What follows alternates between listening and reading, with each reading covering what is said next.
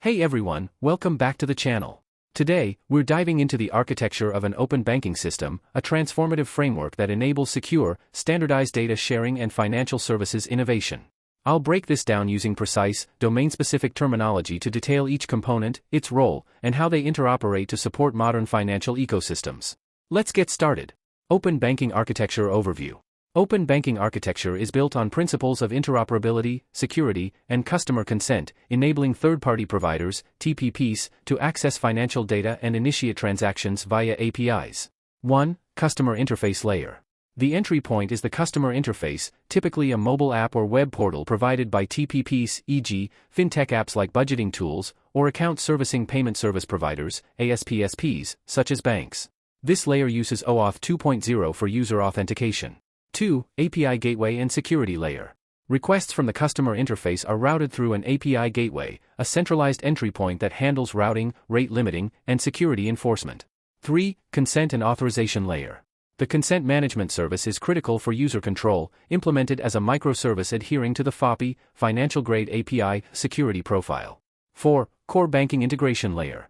The API service layer exposes standardized endpoints for TPPs, mapping open banking APIs to the ASPSP's core banking system. This layer uses an Enterprise Service Bus, ESB, or API adapter to translate RESTful API calls into legacy protocols like SOAP or proprietary formats used by core banking systems, e.g., Temenos T24. 5. Data and Transaction Layer. The core banking system manages account data, transaction processing, and payment initiation.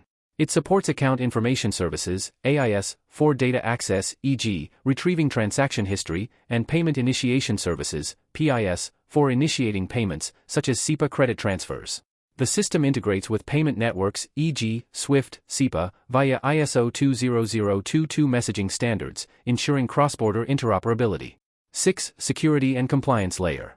Security is embedded throughout, with API security gateways enforcing SCA, strong customer authentication, via multi-factor authentication, MFA, such as SMS OTP or biometrics, as mandated by PSD2.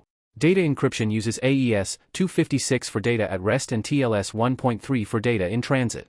A fraud detection system leverages real-time analytics, using tools like Apache Kafka for event streaming and Flink for processing, to detect anomalies in transaction patterns. Compliance is ensured through audit logging in a tamper-proof ledger, e.g., using Hyperledger Fabric, capturing API calls, consent events, and errors for regulatory reporting. The observability layer uses a logging and monitoring system to ensure operational reliability. Tools like Prometheus collect metrics. Don't forget to like, subscribe, and hit that bell. See you in the next one.